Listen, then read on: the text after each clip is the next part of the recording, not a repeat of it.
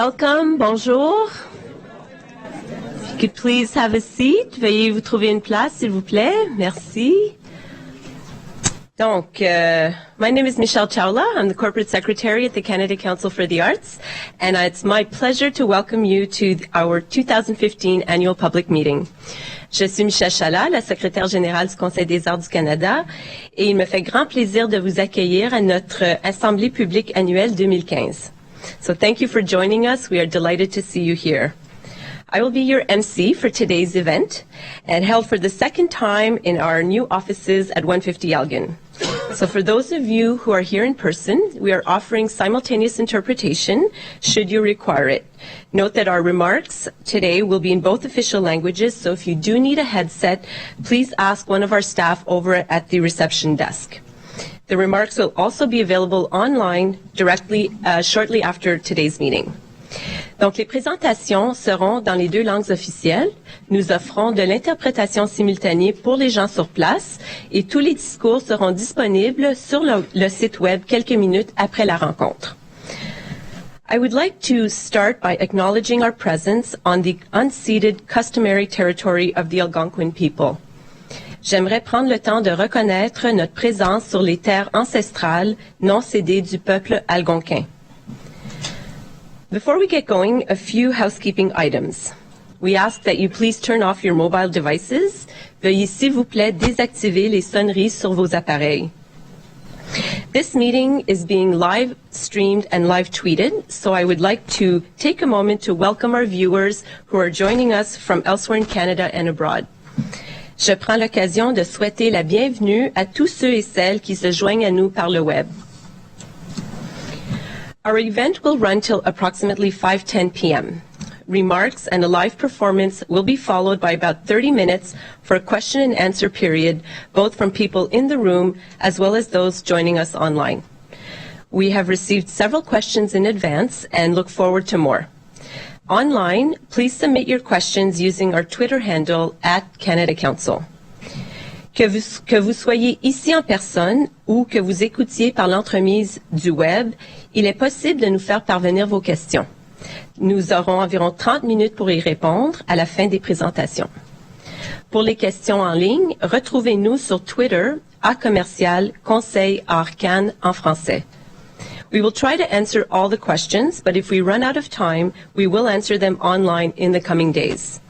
And if you are here in person, we invite you to join us for an informal reception once the meeting closes, and we look forward to welcoming the Honourable Shelley Glover, Minister of Canadian Heritage and Official Languages at 5:15. Notre web diffusion prendra fin vers les 17h10. Si vous êtes sur place, nous vous invitons par la suite à vous joindre à nous pour une réception informelle où nous aurons le plaisir d'accueillir l'honorable Shelley Glover, ministre du Patrimoine canadien et des langues officielles. And at the reception, you will have the opportunity to speak with board members, senior staff, as well as Minister Glover. So, to begin, we are delighted to welcome one of Ottawa's very own Council Grant recipients. Natasha Bakht is a two-time Dora-nominated choreographer working in the field of Indian contemporary dance. Described as a brilliant diamond and a powerhouse, she has made a major contribution to the Canadian dance scene. Her dances have been the subject of 3 films, and she is a founding member of the Ottawa Dance Directive. Today, she will be presenting an excerpt of her latest work, 1, 2, 3, 4, 5. This piece explores her journey into parenthood and is inspired by the uniquely beautiful movements of her 4.5-year-old son who has cerebral palsy. Enjoy the performance.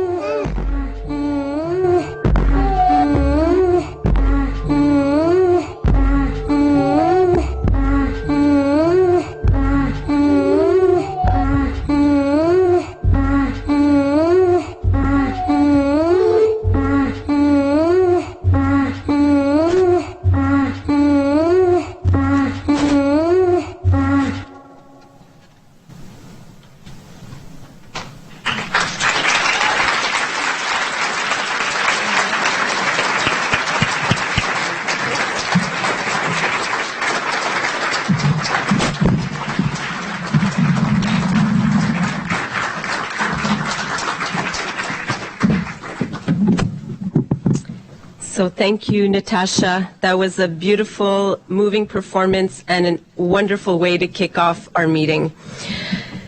So the next two speakers you will hear from are both relative newcomers in their roles at the Canada Council, and we are delighted to have them here. We will first hear from our Vice Chair, Nathalie Bondil, who is here on behalf of our Chair, Joseph Rotman, who is unable to join us this afternoon due to unforeseen circumstances.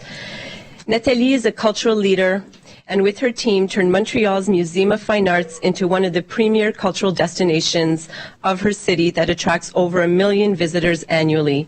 A passionate advocate for the arts and culture, she joined the board in 2014.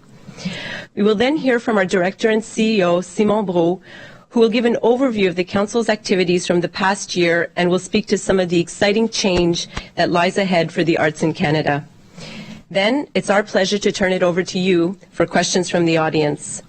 Donc, sans plus tarder, il me fait plaisir de vous présenter notre vice-présidente, Nathalie Bondil, qui sera suivie de notre directeur et chef de direction, Simon Brault.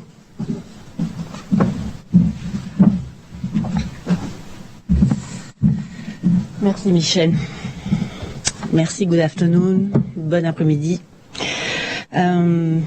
First of all, donc, au nom de tous ici présents, j'aimerais vous remercier Natacha pour son inspirante prestation et je suis vraiment ravie que notre Assemblée publique puisse dorénavant mettre en valeur très concrètement la création et l'expression artistique que nous défendons et que nous soutenons. Alors bravo pour cette nouvelle initiative. Today's meeting is about the Canada's Council impact over the past year and into the future. It is one thing for us to speak about impact. It is much more powerful to experience it in first hand through the work of talented artists such as Natasha Bacht. So thank you so much. This is my first annual public meeting as Vice Chair of the Canada Council, and through my work as Director and Chief Curator at the Montreal Museum of Fine Arts, I am familiar with collecting, presenting and sharing artist works. Now at the Canada Council, I have the extraordinary privilege to work with an organization that supports artists through their creative process, from research to creation, from production to touring, to name a few. It's a true honor, I mean it, and one that I do not take for granted. So thank you. Je veux souligner la chance qui m'est offerte ici de travailler avec un conseil d'administration engagé et sous la présidence éclairée de Joe Rotman. Le Conseil des arts est une société d'État régie par un conseil d'administration composé de 11 membres qui proviennent des différentes régions du Canada. The quality of the board's collective leadership is due in large part to the diverse expertise of its members. Last year, the Council's Board of Directors received the inaugural Excellence in Governance Award from the Canadian Society of Corporate Secretaries. This year, we were again nominated, this time in the category of best practices to enhance board diversity. And it's not accident. One of the strengths of the arts in Canada is the diversity of its artists. We want to ensure this diversity is reflected and expressed at the highest levels of the Council. So thank you to all the volunteers who make up our board. J'aimerais vous présenter rapidement les membres du Conseil et je leur demande de se lever à l'appel de leur nom. I will ask you to hold your applause until all the members have been introduced. I begin with our chair, Joseph Rotman, who unfortunately cannot be with us today, and he sends his very warm regrets. Mr. Rotman, chair of Royal Capital Corporation, a Toronto-based private family investment company, is in his second term as chair. After a very successful career in business, he devoted himself to sharing expertise as a board member of several organizations in life, sciences, and in the arts. He brings to the Council a solid and enlightened understanding of the role of creativity, empathy, innovation, and above all, the value of partnerships. Joe believes strongly in the need to transcend sectorial boundaries to address the issues of our times. Now, moving from the north, then from west to east. Je sais même pas où c'est l'est et l'ouest d'ailleurs. So I want to introduce you Brenda, donc Staline. Brenda.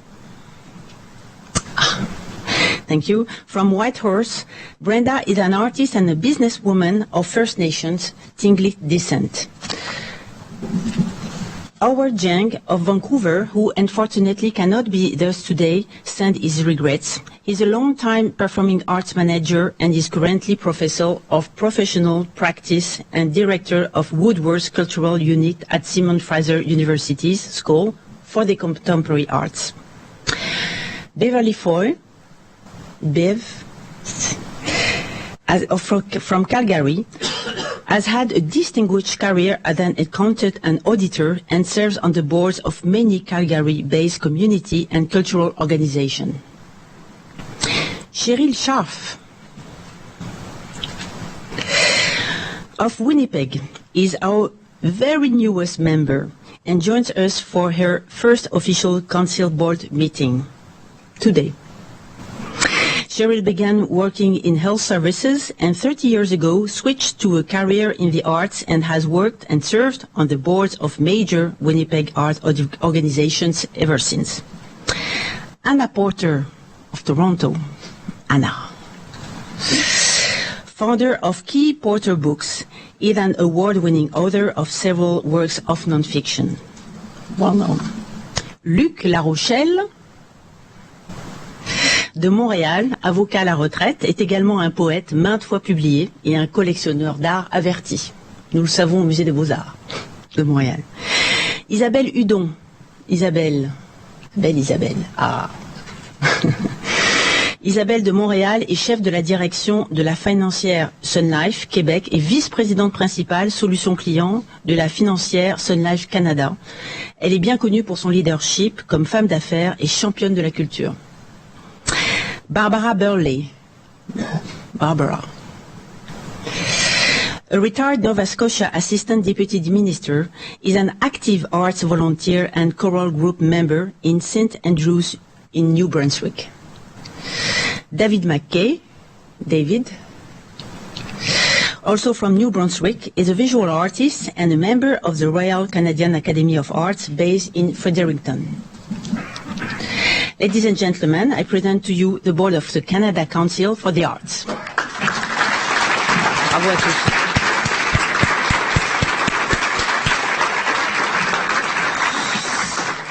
Thank you for our volunteers.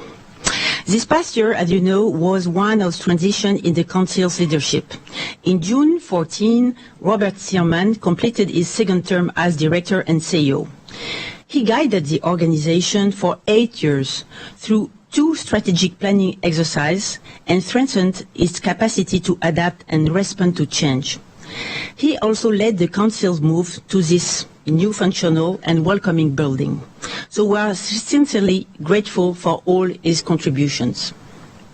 Cette transition à la direction s'effectue à la fois sous le sceau de la continuité et du renouvellement.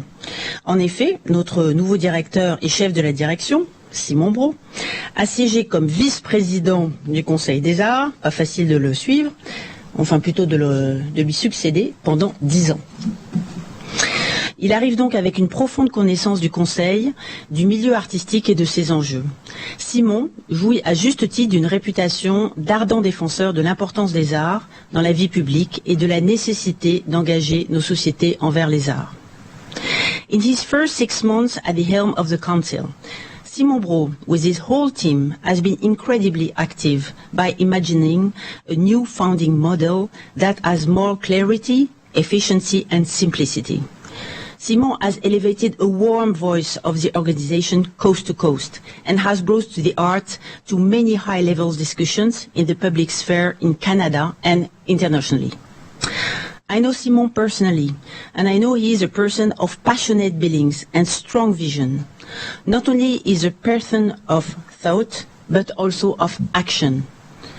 We believe he is the ideal leader for the Council at this juncture, on the road to the Council 60th anniversary in 2017. He has been given a mandate to take bold steps to make the Council's program more efficient with a greater impact. Simon will elaborate more on these tips in his remarks. Pour ceux et celles d'entre vous qui ne sont pas au fait de l'histoire et du mandat du Conseil des Arts du Canada, voici un bref survol. Le Conseil a été créé en 1957 en vertu d'une loi du Parlement fédéral. Il exerce ses activités de manière autonome du gouvernement fédéral et arm's length distance et rend compte de ses activités au Parlement par le biais du ministère du Patrimoine canadien et des langues officielles. Depuis près de 60 ans, par l'entremise du Conseil des Arts, les investissements du gouvernement dans les arts ont connu un excellent rendement. Les Canadiens sont fiers des réalisations et du rayonnement de leurs artistes professionnels. Et ils ont raison de l'être. Car nos créateurs, interprètes, cinéastes, chorégraphes, musiciens, auteurs sont très présents à l'échelle locale et internationale. En pourcentage de la population globale, c'est vraiment remarquable.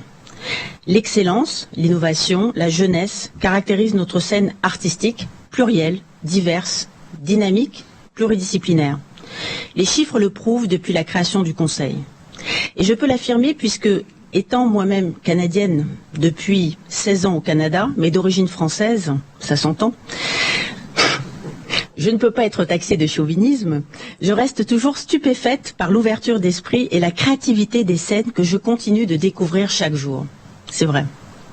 C'est pourquoi au Conseil, nous croyons qu'il est plus important que jamais de maintenir et de renouveler un engagement ferme pour que la créativité canadienne apporte sa pertinence à l'écho du monde complexe dans lequel nous vivons. L'art est un formidable atout et un outil pour nous aider à vivre ensemble. J'aimerais ici préciser ma pensée sur 2 points et en puisant dans ma propre expérience. First of all, art is a powerful, a profound and universal language. A picture is worth 1,000 words. We have seen proof of the power of the image in recent events, unfortunately. I'm convinced that in our societies, which place more value on learning how to do than how to be, art is what prevents us from being considered robots or consumers. Art speaks the language of the emotions, and so it gives us a better understanding of the sentient world as well as helping us to be better human beings. Art is good for us, both individually and as a society. Recent statistics are unanimous in showing that attending art events leads to increased success and well-being. Less than a century ago, it was not universally acknowledged that sports were good for our physical health, a fact no one disputes today.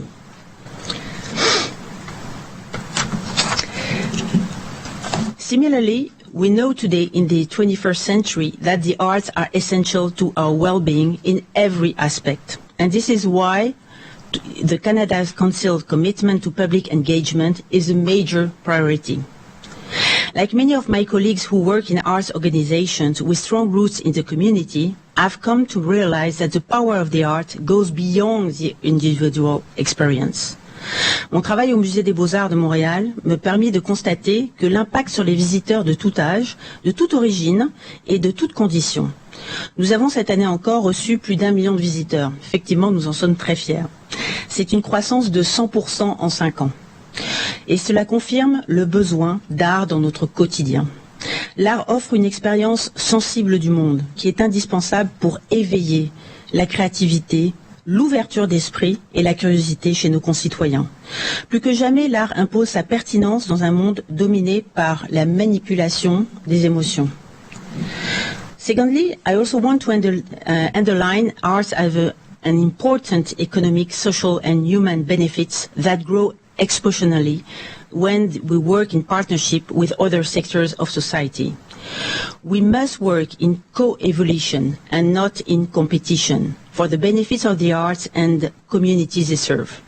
For example, the Montreal Museum of Fine Arts were involved in several innovative art therapy projects, universities and research. We are also involved in social justice projects, including one with the Michael Jean Foundation, The Fourth Wall. And this offers marginalized youth an opportunity to create and share works of art, giving them a voice and a sense of belonging. These small examples hint at the monumental gains that can be made when artists and those in other sectors combine their creativity and innovation to address relevant issues in our society. Above all, my work at the Montreal Museum of Fine Arts, and our commitment at the Council have given us a deep appreciation of the work of the artist. They share with us their imagination, problem-solving, passion, curiosity and innovation. They reach out to audiences around the world and within our country, building bridges and helping us to understand each other. Artists express who we are as a people in all our complexity and diversity. They help us to understand where we are now so that we can begin to imagine where we want to be in the future. To paraphrase Picasso, I would say that artists can see the passage of beauty more quickly than the rest of us. And just as artists must be innovative, flexible, and deliver impact, so must be the Canada Council. Le 150e anniversaire du Canada, tout comme le 60e anniversaire du Conseil, en 2017, sera un moment important pour mobiliser les artistes et pour élargir nos publics. Un moment privilégié pour souligner le rôle que jouent les arts, pour exprimer nos valeurs sur les scènes nationales et internationales. Le Conseil veut assumer un rôle encore plus grand en faveur des arts au Canada et il est bien placé pour tenir ce rôle. Il dispose d'une perspective nationale ainsi que de la confiance des artistes, du gouvernement et du public canadien. Le modèle de financement que nous envisageons va dans ce sens. Simon vous présentera certaines des mesures novatrices qui offriront au Conseil une plus grande souplesse et un cadre permettant à nos investissements stratégiques de donner des résultats toujours meilleurs et avec une incidence plus grande. Finally, I would like to introduce the next presentation on our agenda. I'm very excited about this. It is an excerpt on a short film named Bitosh. This film premiered last fall at the Imagine Native Film and Media Art Festival, an event that takes place in Toronto each year and showcases the work of Canadian and international indigenous media artists. The Canada Council has been supporting this festival since its beginning in 2000. Bitosh is an unconventional documentary that explores the complex relationship between a father and a daughter. The story is told by writer-director El Maya Telfeathers through animation, reenactment and archival photos. The artist is Blackfoot from the Kainai First Nation and Sami from Northern Norway. She recently received a 2014 Vancouver Mayor's Arts Award for her work as an emerging filmmaker. And in December, the film was also included at the TIFF Festival in Canada's Top 10 Festival. This founding story illustrates the many layers of the Council's support of the arts, our commitment to Aboriginal artists, emerging artists, digital art making, and the presentation of works both within Canada and internationally. So we are showing a short excerpt from the film. I encourage you to see the entire version at the film festival near you. So enjoy.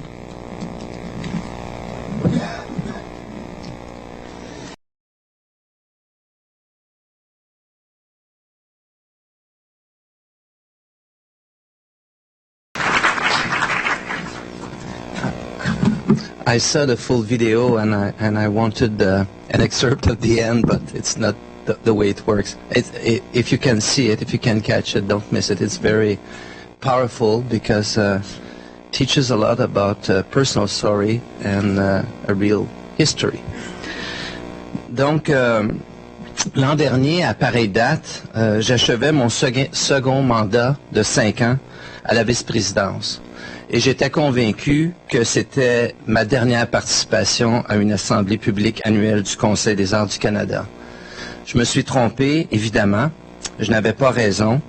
Mais revoici donc, mais cette fois-ci dans le rôle de directeur et de chef de la direction. J'en suis ravi et je me sens vraiment porté depuis le 26 juin dernier par une énergie semblable à celle que décrit si magnifiquement Hélène Dorion dans son plus récent récit intitulé « Recommencement », et je la cite. Elle dit « Nous résistons si fortement à ce qui nous invite à renaître, alors que nous appartenons à ces recommencements comme la vague à l'océan. » D'ailleurs, cette invitation à la renaissance est en quelque sorte le point de départ de mon mandat à la direction du Conseil des arts du Canada, alors que nous entrons dans la phase finale d'exécution du plan stratégique 2011-2016, que nous contemplons maintes possibilités créatives pour le 150e anniversaire du Canada et que nous nous engageons dans un ambitieux chantier de reconfiguration et de modernisation de nos programmes de subvention aux artistes et aux organismes artistiques, un chantier dont la première phase sera achevée à temps pour notre 60e anniversaire en 2017. Mais d'abord, permettez-moi de jeter avec vous un très bref coup d'œil dans le rétroviseur pour commenter ce qui a été accompli en 2013-2014.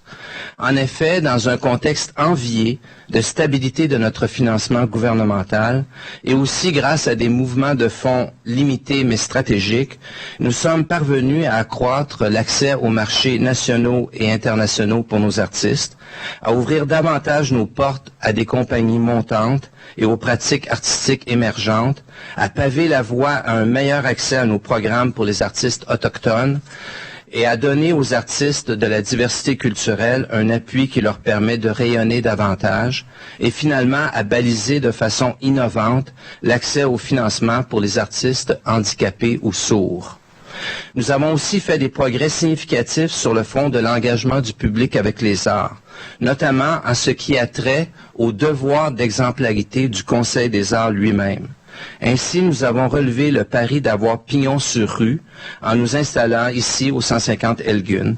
Des centaines de visiteurs ont déjà répondu à nos invitations à entendre des musiciens jouer notamment sur les précieux instruments de la Banque d'instruments de musique pour célébrer par exemple la Journée internationale du jazz de concert avec l'UNESCO, pour visiter les expositions de la Banque d'œuvres d'art dans la salle Adjagemo ou pour entendre les lectures publiques des 14 gagnants des prix littéraires du gouverneur général. Our workplace is now a place where artists, their work and citizens can come together. And when I say artists and citizens, I mean the entire Canadian population in its full cultural, ethnic, linguistic and regional diversity, beginning with the rich presence of our Aboriginal communities. This sends a strong signal. And I'd like to share a recent statement made by the Chair of Arts Council of England, Sir Peter Bazagate, which I think is right on the mark when we talk about the Council's engagement with its diverse public. He says, and I quote, talking about the Arts Council, when we invest public money in arts and culture, it must be for the benefit of all public. He continues drawing on a very pertinent quote by Indu Rubasingam of Tricycle Theatre, who wrote, "If you don't represent your community, how is your work authentic? And if you don't engage with the taxpayers, why should they fund you?" End of quote. Of course, we can always argue that art does not need to justify itself. Art can exist by and for itself. History has proven it many times. However, while art itself needs no justification to exist, public funding of art in a democratic society must be explained, justified, debated, defended, championed. Its direct and indirect impacts on cultural rights, on social development, education, economic vitality, international outreach, identities, health, and more cannot be ignored in this public discussion. Along with public funding comes public considerations and responsibilities. In the past years, we have been very active on the international scene, accompanying and supporting delegations of Canadian artists in the Asia-Pacific region and Shanghai. These flourishing markets are important and many artists want to access to them, and we're committed to double our investment and reach 10 million of investment for international outreach by the end of this fiscal year. This has allowed us to fund artists to take part in greater number of tours, artist residencies, and participation in biennales and art fairs. It has increased the outreach of our creators and performers on the world's stages. These are just a few examples of the achievements that marked the year 2013-14, and to find out more, I invite you to consult our annual report online. The report on the activities of the Canadian Commission for the UNESCO also provides a survey of the impact of this platform, whose work we are proud to coordinate. The Commission invites government representatives and experts to join forces to promote the values and program of UNESCO, and so doing contribute to a future characterized by peace, equity, and sustainability.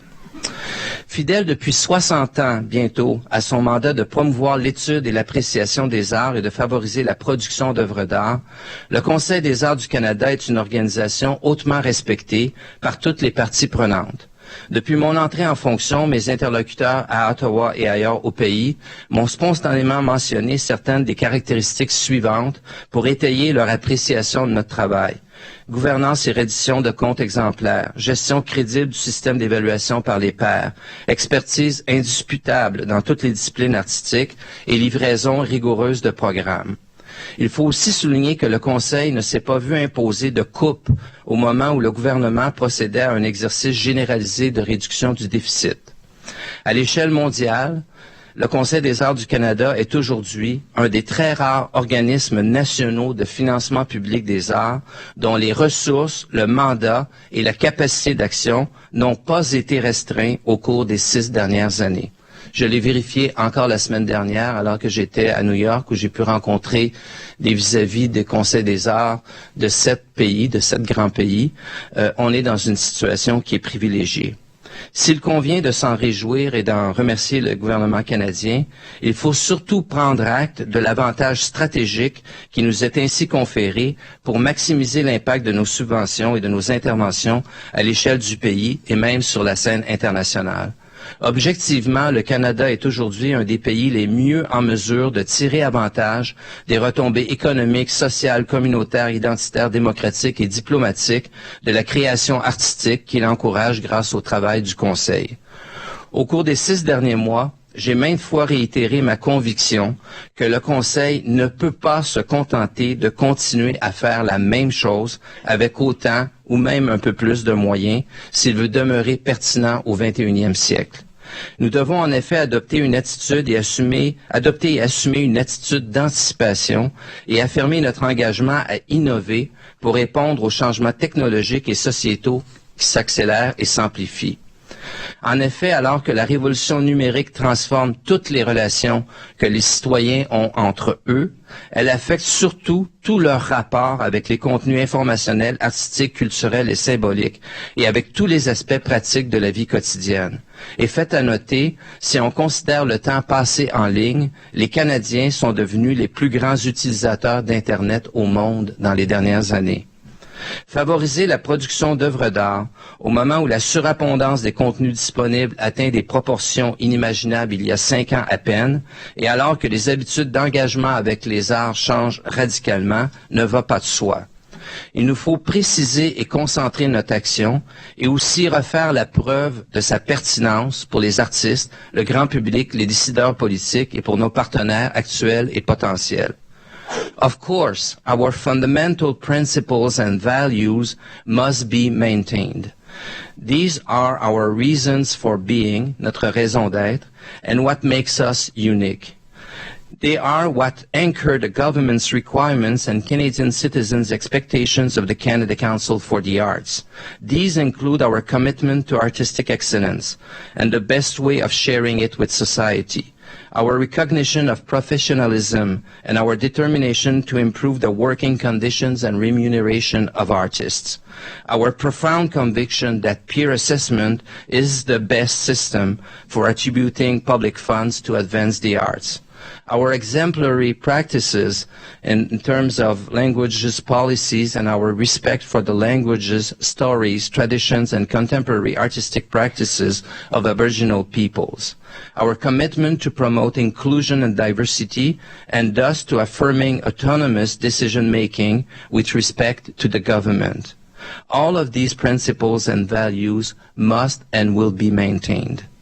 Having said this, however, we have to constantly improve the way we identify, measure, describe, and communicate the impacts of the investment in a world where interconnections are growing so exponentially that we can barely quantify them. The scale and complexity of the task is daunting, but will not hold us back. The Council is determined to expand and demonstrate its impact, including by thoroughly re-examining the 142 grant programs it currently manages to significantly simplify them and reduce their numbers. Like many other arts councils here in Canada and around the world, we need to simplify our administrative and decision-making processes so that the artists and arts organizations can devote more of their creativity and energy on their arts practices and interactions with the public, and less trying to wade through the maze of an excessive number of programs. We will take up the rallying cry of our colleagues at the Australia Arts Council, which is more sweat and tears in the arts form, less on the application form. Along the same lines, the use of new digital solutions at the Council will allow us to optimize the fundamental work of peer committees and give our officers more time to advise, support, and guide artists and arts organizations, and to play a more active and formative role in the arts community. The initial phase of this vast plan to rework and reconfigure our grants program and to set up a new computerized system for managing our relationships with our clients began 4 months ago and should take at least another 18 months of hard work before being finished.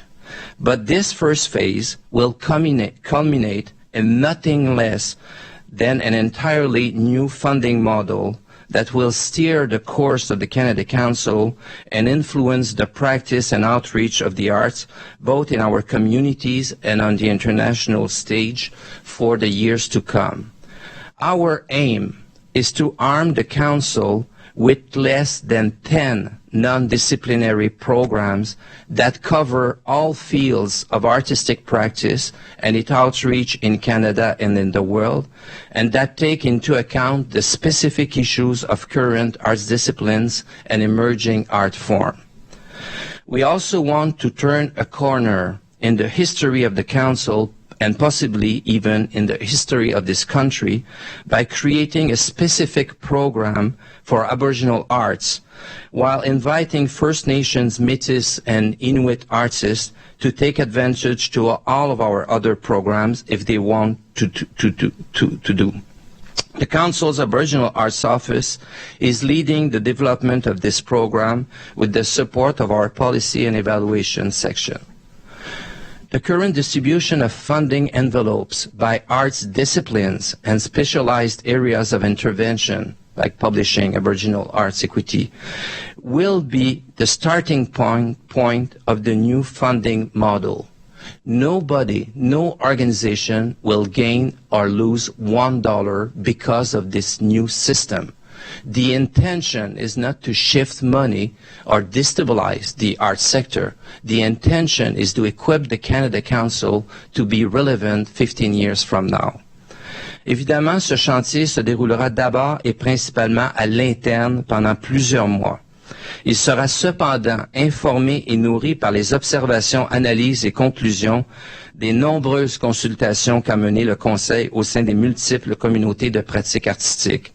Ces observations, analyses et conclusions convergent très souvent et pointent toutes vers un besoin de renouvellement de nos interventions.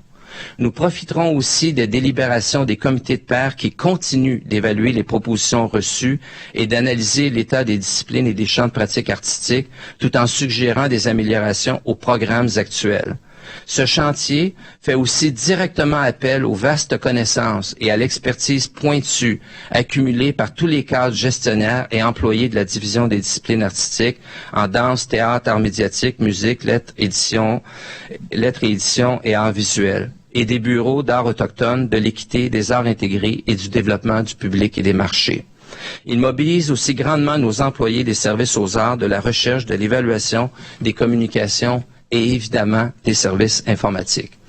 Il s'agit d'un projet hautement prioritaire pour la direction et le conseil d'administration du Conseil des arts du Canada, puisqu'il est la clé d'un leadership renouvelé que nous devons exercer pour aider le secteur artistique à relever avec succès les défis technologiques, démographiques, financiers, historiques et sociologiques qui façonnent déjà un avenir que nous cherchons à anticiper et à saisir pour le plus grand avantage de tous les citoyens canadiens. Je vous invite d'ailleurs à participer pleinement aux les échanges et conversations qui auront lieu alors que nous progressons dans la réalisation de ce chantier au cours de la prochaine année et demie. I have just spoken to you at length about what's at the top of the to-do list right now. And it's obvious that it aligns with the part of our mandate that deals with support to research, creation, and production, as well as with the support for organizations and national and international outreach for works of art.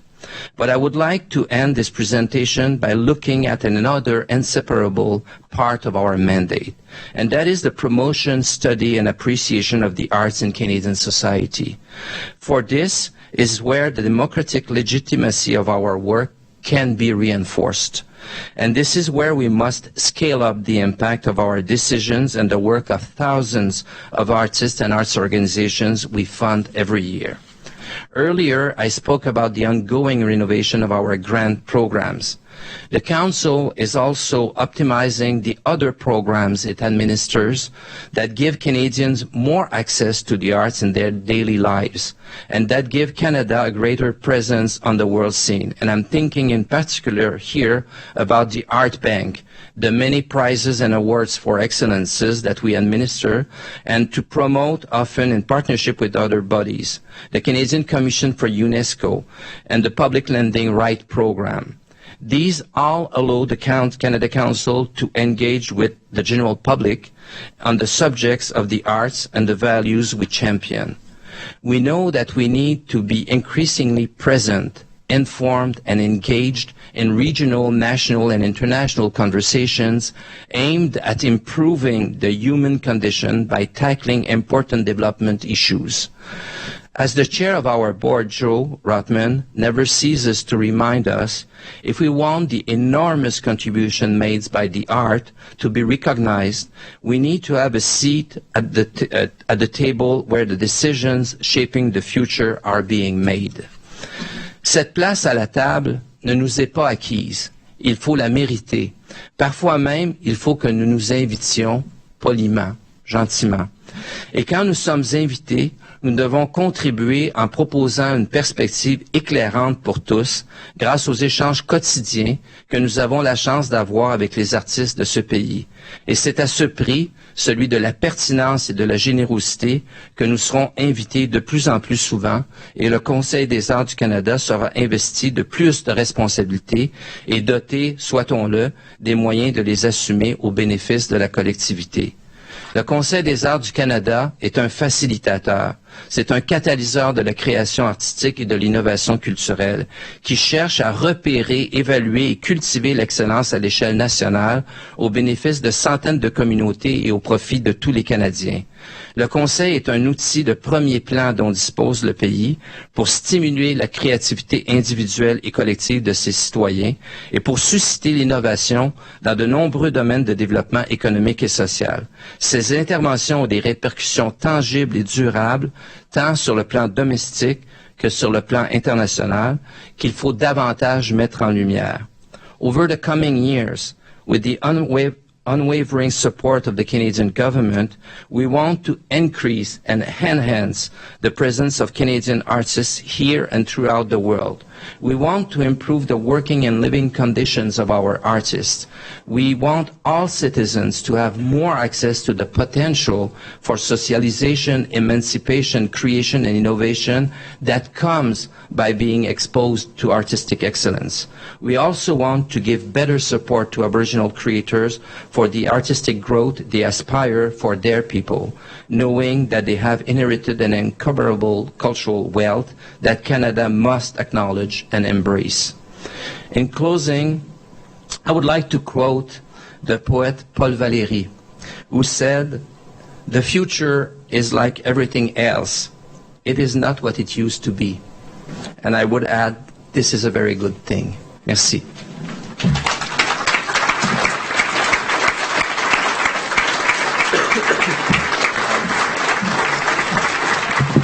Donc, merci beaucoup, Simon et Nathalie.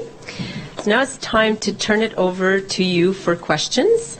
And if you do have a question and you're here in person, we would ask that you please come up to the mic so that we can capture it for our web audience. So I'll let people consider their questions. You have someone already? Please. Oui, bonjour. Mon nom est Bernard Lévy. Je suis le directeur et rédacteur en chef de la revue Vie des Arts, la plus ancienne revue culturelle du Canada. Elle a été créée en 1956. Nous célébrons notre anniversaire de 60 ans l'année prochaine. Je viens d'écouter votre exposé, Monsieur Brault, et je constate avec beaucoup de satisfaction que le Conseil des arts du Canada prépare un virage numérique. Un virage qui commence par l'informatisation, bien sûr, du Conseil lui-même, et qui va se répercuter sur les créateurs, sur les organismes de création artistique. À titre de directeur d'une revue, eh bien, je tiens à vous dire que la numérisation nous frappe de plein fouet. Il est donc extrêmement urgent que le Conseil des arts du Canada puisse mettre en œuvre des programmes qui favorisent la diffusion via la numérisation des informations concernant la création artistique. Or, jusqu'à présent, le Conseil des arts s'est montré réfractaire, n'avait pas de programme pour ça. Est-ce que vous pouvez nous parler des programmes précis que vous préparez en ce moment? C'est ça ma question. La réponse est non. Non, c'est pas ça. Non, en fait, ce que je veux pas faire, c'est expliquer exactement où on en est, mais je veux que vous compreniez la logique, parce que c'est un immense changement. Parce que dans les 20 dernières années, à chaque fois qu'un problème apparaissait suffisamment important, que suffisamment de pression était exercée, que suffisamment de preuves étaient accumulées, ce qu'on faisait pour répondre à l'enjeu, c'est qu'on créait un nouveau programme. On en a ainsi créé 142 et on a aujourd'hui à peu près 108 politiques pour interpréter ces 142 programmes. Cette époque est terminée. On veut faire, comme je l'ai dit tantôt, on veut travailler avec moins d'une dizaine de programmes qui vont être des programmes nationaux, non disciplinaires, qui vont être orientés vraiment sur les objectifs de création, etc. Mais on va surtout placer la situation du Conseil des arts où notre personnel, au lieu d'être les Sherpas pour aider les artistes et les organismes à se retrouver dans les passages étroits de l'Himalaya de nos programmes, vont devenir essentiellement des conseillers à l'écoute des besoins exprimés par les artistes et par les organisations artistiques pour affronter les défis qui sont ceux, par exemple, de la numérisation. Parce que le problème auquel on est confronté maintenant, c'est que le Conseil est organisé par discipline, théâtre, danse et tout ça. Chacune de ces disciplines fait face à des enjeux relativement similaires, mais on s'occupe de ces enjeux-là d'une façon extrêmement fragmentée, alors que ce qu'on réalise aujourd'hui, c'est que c'est absolument nécessaire de regrouper les intelligences et les forces et d'utiliser une espèce de double lentille pour soutenir le développement des arts, les préoccupations disciplinaires, les préoccupations propres à la littérature, etc., et aussi les préoccupations qui sont propres à la nature de ce qui est fait, la création, la diffusion, le rayonnement international.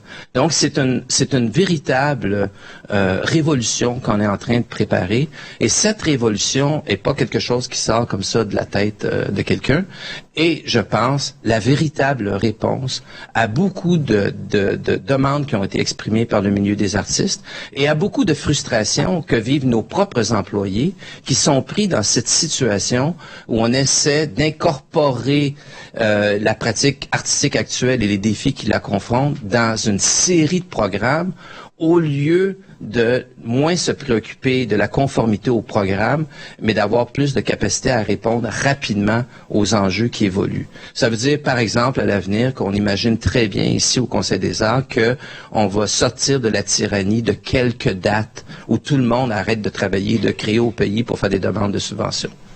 Vive la Révolution! Bon, on va passer à la culturelle. Il faut parler après la Révolution. Bonsoir, Catherine Voyiez, directrice du regroupement des éditeurs canadiens-français. Dans ce que vous expliquez, qui me semble assez stimulant, et avec votre préoccupation pour l'équité et la diversité, comment ces deux idées se rencontrent. Parce que notre expérience, c'est plutôt que quand les programmes se simplifient, il y a des aspects plus marginaux qui sont un peu échappés dans l'équation. Et je voulais voir un peu où en était votre réflexion par rapport à ça. OK, deux choses. D'abord, on ne simplifie pas les programmes.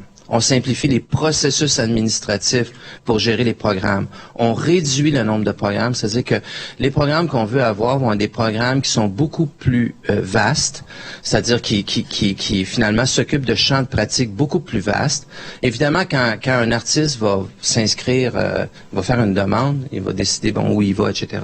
Évidemment, on va tenir compte des enveloppes qu'on a dans chaque discipline puis des préoccupations dans chaque discipline, mais on va se retrouver dans une situation où la demande de l'artiste va être beaucoup évaluée aussi, ou de l'organisation, de l'organisme, en fonction de la nature de sa pratique artistique, et moins en fonction de son positionnement dans sous-écosystème du théâtre ou de la littérature. Donc, en fait, ce qui va être très important pour l'avenir, c'est qu'on doit s'assurer que les valeurs du Conseil, l'équité, les langues officielles, en fait, toutes ces valeurs extrêmement importantes traversent de façon horizontale les quelques programmes qu'on aura. Mais ce sera beaucoup plus facile à suivre, parce qu'aujourd'hui, si quelqu'un veut savoir, allez sur le site du Conseil des arts et posez-vous la question, combien le Conseil des arts du Canada aujourd'hui investit, par exemple, en recherche-développement? Ça va vous prendre, vous ne trouverez jamais la réponse là, puis même moi, comme CEO du Conseil des arts, ça risque de me prendre 3 mois avant d'avoir la réponse, parce que on est trop fragmenté. Donc, on revient vraiment, si vous voulez regarder d'autres modèles qui s'apparentent, qui sont pas exactement les mêmes.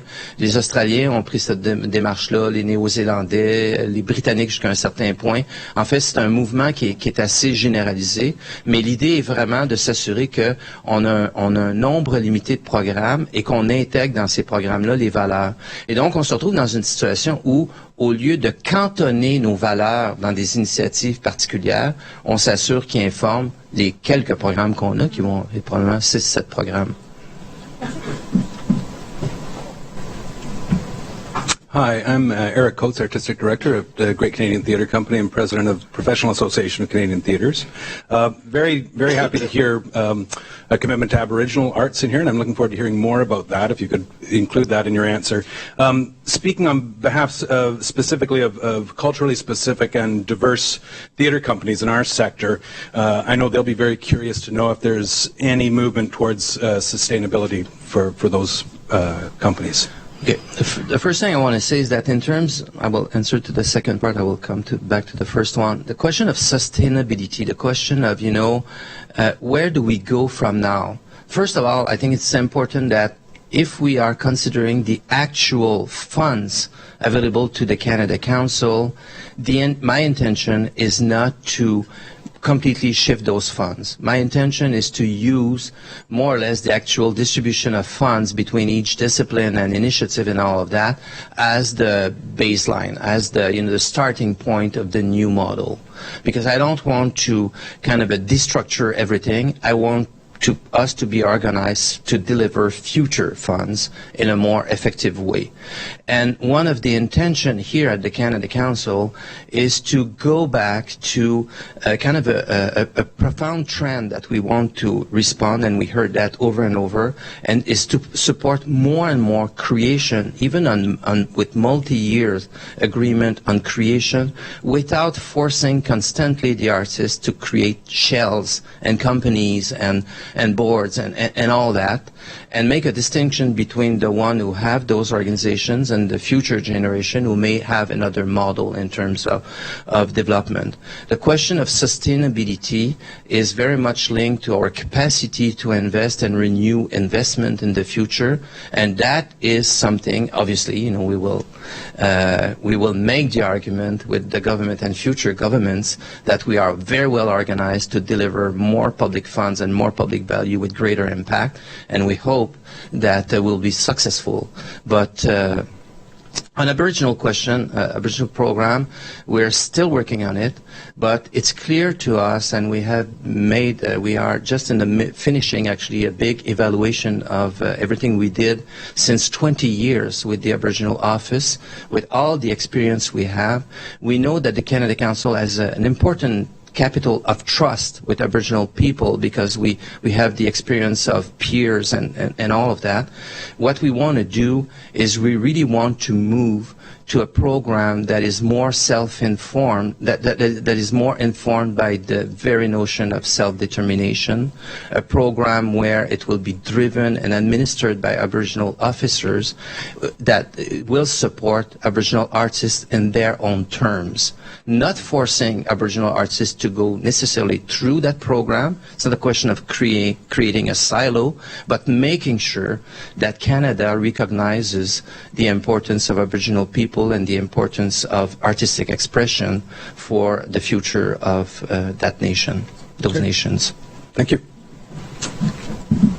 So we've received a couple or several questions online via Twitter, and so I will ask Simon one of the questions we received. This is from Brenda in Ottawa. Will the Canada Council be able to continue to support Canadian artists in the coming years without significant increases to its funding, or should we expect the Canada Council support will continue to diminish in the future? I hope it won't diminish, and in fact, it did not diminish, over the last few years. I think there are many urban legends, but one urban legend that, really I need to counter is the fact that the Canada Council reduced its funding. The Canada Council is the only, maybe one of the very rare organizations supporting the arts in the world that had no cut since the crisis in 2008. So in fact, we're working with more or less the same amount of money, relatively, because the artistic practice is constantly expanding. So in fact, we have difficulty to catch up and to be at the level where we are. So the answer to that is that our expectation is, on the contrary, to support in a better way, in a more efficient way, the arts in the future. We are asking ourselves right now constantly, what is it that the Canada Council, as the national funder of the arts, needs to do? What it is that is very specific to the Canada Council as the national funder? Where are the territories and the practices where the market or other arts funder, don't intervene that much, just to make sure that we're constantly preparing the future. It's a huge challenge, but clearly everything we do right now is to scale up, the impact of our support, and also have better evidences, because we need more robust facts, and we need more robust narratives in order to convince the different governments to invest more in the Arts Council and to believe that it's important.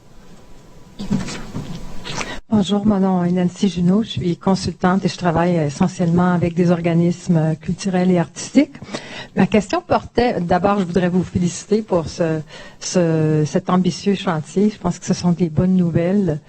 Mais je me demandais comment, on sait que le fonctionnement des jurys par jury de pairs a toujours été une des marques d'excellence du Conseil. Comment vous intégrez dans ce chantier les jurys de pairs? Est-ce qu'on va continuer à fonctionner avec ce modèle-là et est-ce que ce sera par discipline ou il est peut-être trop tôt aussi pour poser cette question? Mais l'intention, comme je dis dans le discours, l'intention c'est de conserver le système des pairs. Puis je dirais même que un des grands objectifs à très court terme va être d'être capable de tirer encore plus avantage du système d'évaluation par les pairs. Je vais donner juste un exemple. Quand on réunit des pairs, puis il y en a à peu près 700 par année, 740 par année, c'est quelque chose, là, ils occupent ces planchers-là. Ils font évidemment l'évaluation des compagnies, des artistes, des demandes, recommandent l'attribution des fonds, mais aussi ces comités de pairs ont un immense savoir. On fait très peu de recherches sur ce qui ressort des comités de pairs.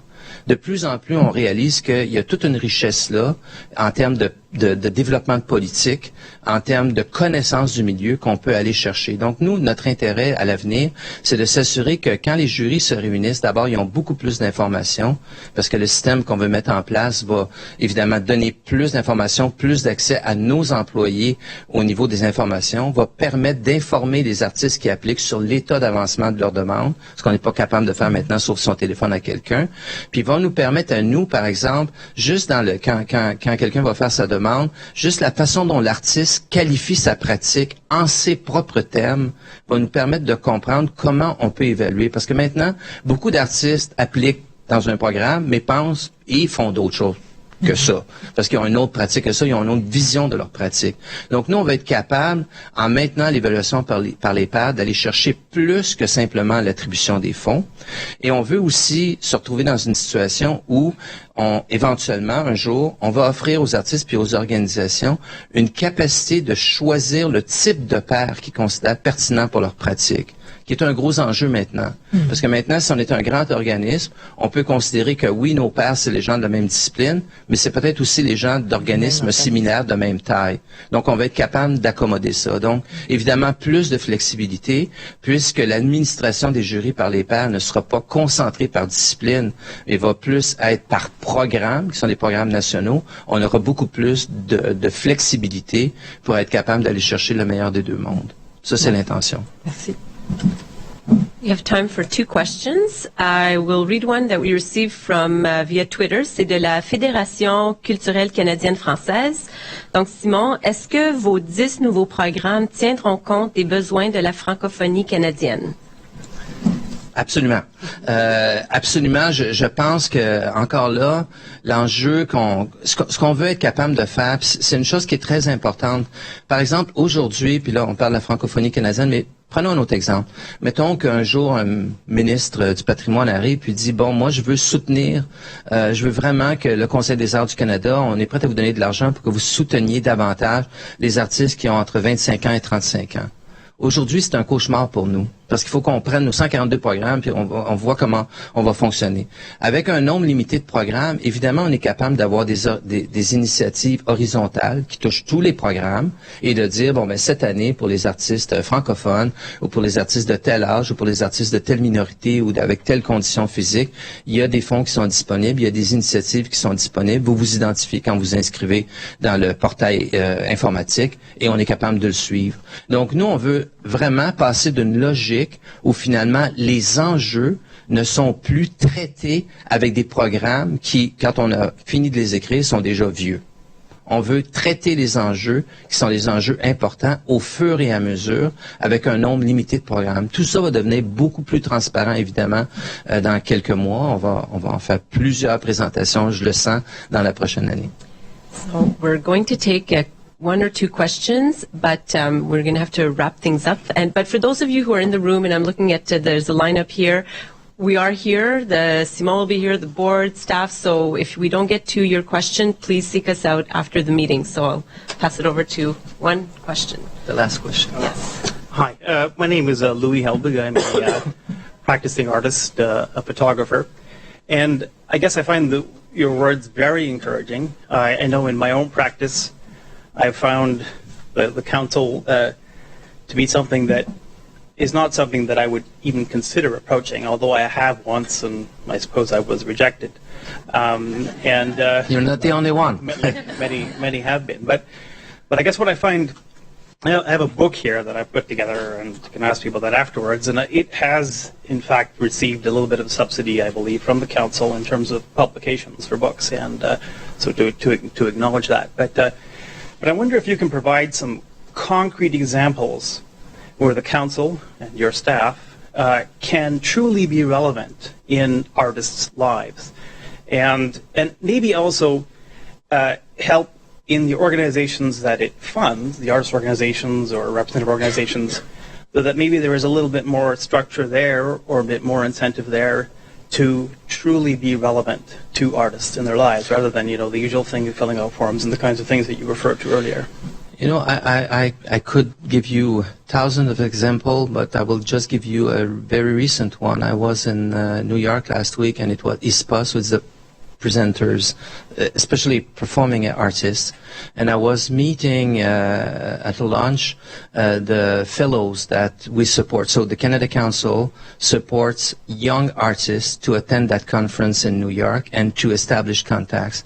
And I was sitting next to a young Aboriginal artist who came from a very small theater company who now runs a medium-sized Aboriginal company, an important company, and he was explaining everything the Canada Council did for him. What I found interesting was that some of it was done through our regular programs. A lot of it has been done through the market and Development Office, through fellowship, to kind of programs that are very innovative, but very small right now at the Canada Council, where we really made a difference. What we want to do now is I want to bring back all that expertise, it's kind of a constellation of things on diversity, on market development, on international presence, and I want to bring back that in the main programs of the Council for us, again, to switch the relationship the Council has with artists. So what we want to do in the future is not telling the artists, oh, you can't apply, oh, you should apply there. What we want to do is we want to be able, on a daily basis, to ask the artists what it is that we can do to support them in their own terms. And I think it's really important because the next generation, the artists of my children, the way they deal and all of that, they want to be able to send a video to explain their project, not a grant application of 25 pages written by someone else. And we will be able to accommodate that. That's the intention, and we'll deliver that for June 2016. Wonderful. Thank you. Thank you. We will let the last question, but unfortunately we'll ask if you can meet us afterwards during the reception. Go ahead. Monsieur Bro, hello everyone. I'm Catherine O'Grady. I run the Ottawa International Jazz Festival. I run the Ottawa International Children's Festival. And for a very short period, a very privileged period, I was the head of theatre here at the Canada Council. I have just come from a 2-day conference of artistic directors of young people from across the country. And I tell you definitively that we're in trouble. We're in trouble because young people are not coming to the work that creators from across the country are preparing for them. We have reached crisis proportions, absolutely crisis proportions, in the decrement of funding and in the deficit of audience development for this country that we're directing toward work for young people. I raise it because I'm not sure where in the Canada Council priority list it continues to be important that we receive and we give the relevance of our art to our young people, that the work that we do is relevant for them, but we are not reaching them. And I would really like to know, Simone, you and I have discussed this over many years, where is the Canada Council's direction on this, and how do we make this a strategic priority for funding for going forward? Thank you. Yeah, I think it's clearly it's a big concern. It's really important, and it's a long debate. First of all, yes, it's important. But what I want to say is that in the kind of a new vision of the funding model, the possibility to address those questions will be there. Because where we are now, and I've been on the board for enough years to realize that there's a world between realizing that an issue is very important and translate it into our funding programs. Because these are all different programs and it's reinterpreted and all of that. What I think is that being organized in a much simpler way, in a more transparent way, for us and the community, instead of debating how much money goes to theater or dance and all of that, I think we will be equipped to address this kind of issue in a more strong way. And I think that even to make the case about the issue to the Council and the Council to the Canadian government, it will be much clearer. So it's all about trying to get rid of a lot of fog that is now kind of enveloping our complexity of programs to be able to tackle issues like that. And this is clearly a big one for the future, no doubt. Look forward to working with you. Donc, merci à tous nos orateurs et à vous d'avoir été des nôtres cet après-midi. Donc, juste un rappel que vous pourrez trouver tous les discours sur notre site web dans quelques minutes. Les questions auxquelles nous n'avons pas pu répondre apparaîtront avec des réponses d'ici quelques jours. So, just a final reminder that today's remarks are going to be posted on our website in just a few moments. And any questions that we were not able to answer will be posted online with the response in the coming days. So this concludes the live stream portion of our event, and thanks to those who are watching online. Merci à tous ceux et celles qui nous ont écoutés en ligne. Bonne soirée.